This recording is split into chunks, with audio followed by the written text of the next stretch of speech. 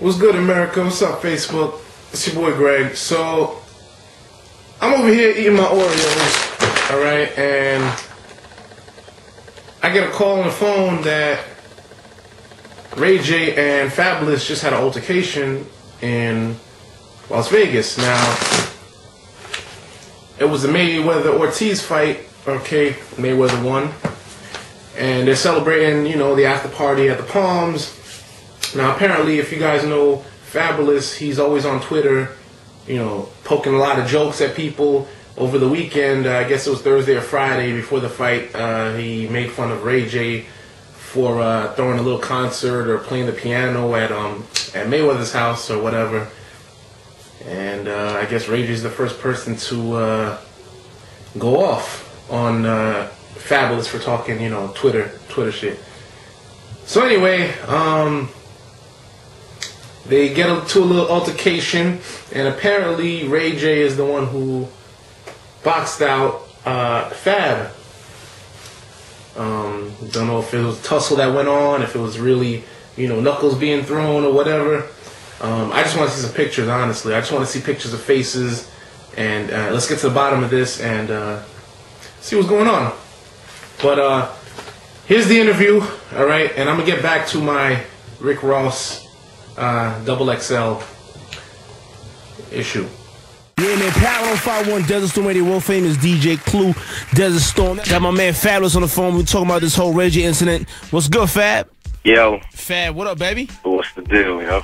Yo, man, so let's get right into it, man. I mean, obviously, Ray J called in. Who called in? Tupac? Tupac called in? You funny. That wasn't Ray J. You can't be serious. That wasn't Ray J. That wasn't him. That wasn't Willie Norwood Jr. That wasn't him. That wasn't Brandy Brother. So that wasn't Mo to the E to the that little nigga from that show. That wasn't that nigga, man. So he called into the morning show today, and obviously you heard what happened, man. We just want to hear your side of the story, man. I mean, really, like, you know, this is not no big thing to me. You know what I'm saying? Like, it is what it is at this point. This is more a war on drugs than a war between Ray J and me. You know what I'm saying? This nigga is high and coked up or on pills, and, you know, his rant, I heard this hilarious to me, first and foremost, joke to me. Like, it's not, I'm taking it serious on the side of where he thinks that that he should do that too, but I'm laughing at his whole character. Like, there's nobody that believes Ray J is gangster to that point unless he's gonna prove it. So at this point now, he's gonna have to prove all of this funny shit that he was saying on World Star. I mean, on the Breakfast Club. But what really happened is, I'm sure people seen on Twitter. You know what I'm saying? We had some fun with him. Floyd had a 24/7. Show for the fight. You know what I'm saying? I guess Ray J was on the show. Right. And on the show, Floyd goes, I'm about to have a concert in my living room. You know what I'm saying? So from there, the camera cuts to Ray J singing on a piano, singing, and the shit was just funny to me. You know what I'm saying? I made a couple jokes about it on Twitter. You know what I'm saying? And, you know, I guess people on Twitter have fun with it. You know, that's what Twitter does. They have fun with shit. So they had fun with it. Now, I came to Vegas for the fight. I went to, Diddy had a dinner.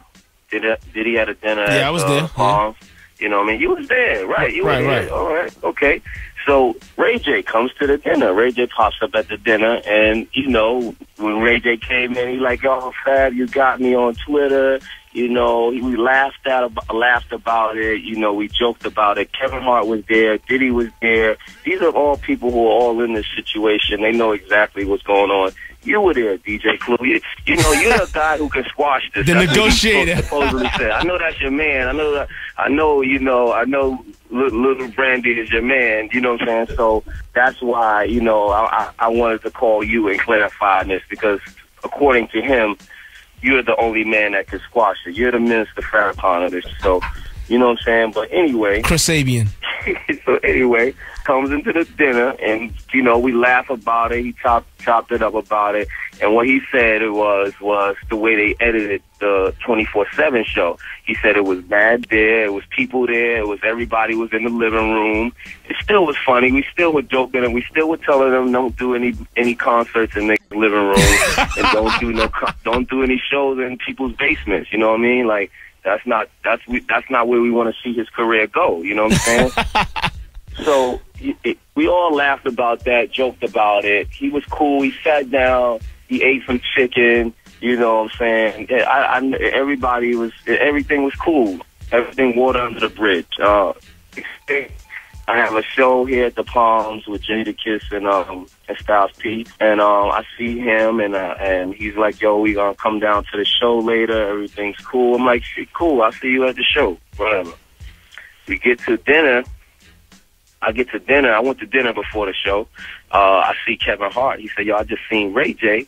He got on a little red hoodie, and he just told me, yo, we got 7 Rolls Royces, and you know, the is on deck. We just get money out here. The money team, the money." He just talking crazy, whatever. He said, "Okay." Kevin Hart said, I just looked at him and said, "Okay," and dapped him and walked off. You know what I'm saying? So we laughed about that. Da da da da da. But I had no feeling that Ray J had any problems with me whatsoever. You know what I'm saying? Right. So we go to the show. I'm walking down the hallway to the show. I see Kiss. Say what's up to Kiss. As you come down the hallway, seeing everybody there, I see 50 against the wall. I see Floyd against the wall, and I see Brandy's brother with the red hoodie on. You know what I'm saying? Because Kev just told me he just seen him with the red hoodie. So I walk up. I get 50. I get 50 at that. I'm going to get Floyd at that, and then Ray J chimes in and says, "Yo, my nigga, we here with the money team. I'm here with the money team, and you know we was talking about the jokes, and wasn't feeling the jokes." So I'm thinking, like I'm laughing, like I'm thinking he's continuing to talk or something from the dinner, you know, and still making more joke of it and probably bringing it back up. I felt the joke was over, but I'm laughing with him anyway, you know.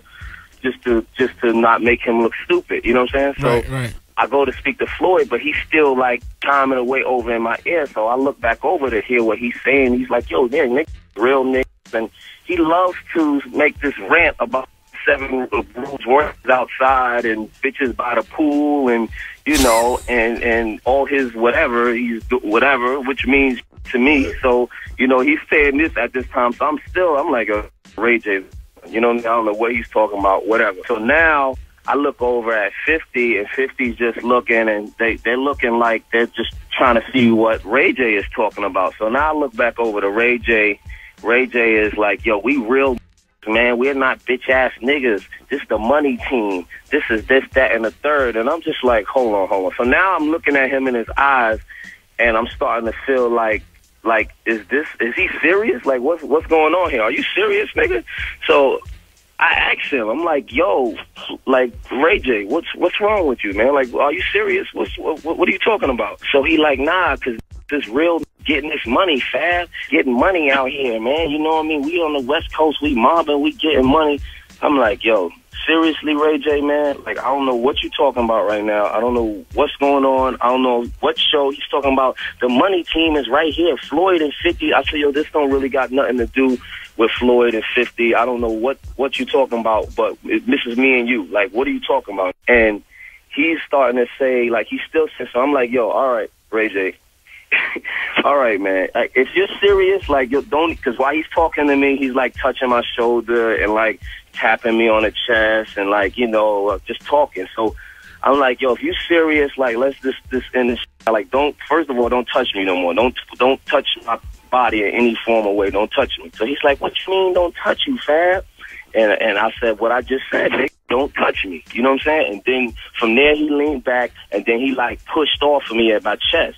So then when he pushed off of me, I jumped back to him and I grabbed him up. So I grabbed him up. It was no fight. It was no swing. This whole story that he made up, that whole Tupac rant about him swinging on somebody and all that shit, is all lies. It's all so there was never on that Whitney. That was on that Whitney last night or something like that. Ain't no swings take place. You can ask the money team. The money team was standing there. Ask his money team that he's probably the water boy for, but ask the money team. Ask the money team and let them, and they will tell you that it was no blows or what's this. So I grab him up by his little red hoodie, and I'm holding him there by his hoodie, and I'm like, just chill out, Little Red Riding Hood. There's nothing going, like, just chill the fuck out, right? So I'm holding the nigga, Stupid. and it's a bunch of commotion from all of the security guards and that. The hoodie is over his face. Like, I could have mopped the floor with this kid if I really wanted to. The hoodie's over his face. I'm just holding him. I didn't even swing on him. Like, I wasn't trying to, you know, I wasn't trying to Ortiz while there's a hoodie over it. So everybody chilled out. They calmed it down. Everybody like, yo, just chill out, just chill out. I let his hoodie go, push him back. He's behind his security dude, screaming at the ceiling, you know what I mean? I went in my, and throughout the whole altercation, the only thing that happened was my shades fell off or some shit like that. My shades got lost in the whole little scuffle thing or whatever. So I went to my dressing room, which was 2 feet down from where this happened. Went in my dressing room, had a couple sips of Fiji water, you know, we joked about it in there. Me, Kevin Hart, and Meek Mill. Meek Mill came out to the show. Shout out to Meek Mill and Kevin Hart. You know what I'm saying? We joked about it for a little bit. I went on stage maybe about 10 minutes after that, did my show. I actually did a show with no shades on. Like, I didn't, the crowd crazy. didn't even know none of that happened, but I never performed without my shades. Yeah, so that was crazy. just that I didn't have no shades, I just performed. So if anybody wanted, he told the Breakfast Club that my face is f***ed up and my, like, there's nothing wrong with my face. Unless I got a great plastic surgeon who worked in the last hour or so, like, who can work in that quick of time, there's nothing wrong with my face. You know what I'm saying? He didn't swing. It's not happening. Ray J is not swinging. And that's in the same sentence don't even sound right. So the interview was very entertaining, and he sounded like, he didn't sound believable, but it sounded good. It was funny. I woke up to it. It was very funny. He said a couple gay, funny things in there. I'm not even going to even, like, I didn't drop your top, pause. That's not, no dropping no top went anywhere. None of that happened. I don't know what kind of niggas you roll with that say that rape and all that, but they're not raping anybody over here on this side. and it's just a big story that he's, I don't know. Up until this point, Ray J was an associate of mine in the industry. I know him and his sister and never really had a problem with him. I didn't have a problem with him when I seen him. I don't know if this was fueled by him trying to prove himself for the money team. But, the real story is that you can't, there's cool niggas and there's real, and you can't mix them with lame. You know what I'm saying? And that's where this gotta stop. Like, you gotta stop. I don't want to be around no lame no more. Like, I don't want them even around me. You know what I'm saying? There's the cool the real nigga and the lame nigga. Stay with you. I don't care if you got money. Being a lame nigga is a lame nigga. If you got money, you just a lame nigga with money, and that's it. There's no mixture. It don't make you cool because you lame, but you got money. You just a lame, and that's it. I don't do what he does. He doesn't do what I do. He can continue to do reality shows and do his thing and do that, and I can continue to do what I do. If he want to pursue it further than that, that's not for media. That's not an interview at 6:30 in the morning, calling up, trying to, what's the name? Like, my hood won't be allowed to get any Ray J. I don't even get no points off of Ray J. If you've never heard of any of this type of shit ever happening. So, it was a good, funny story, cool story, you know what I mean? Good joke. It could be a movie one day. Probably not. But at the end of the day, there's no way that Ray J is getting off on me. No way. Never, ever happened. Ever. Ever. So, is there any way we can squash this, man? No, it's nothing to squash. I don't have like, he's talk, like, like I said, we could progress in our own ways. I could go my way. He could go his way. He could continue playing the piano at Floyd's crib if he wants. And I'll continue to do what I do. You know what I'm saying? And he could do concerts in living rooms all he wants. That's his prerogative.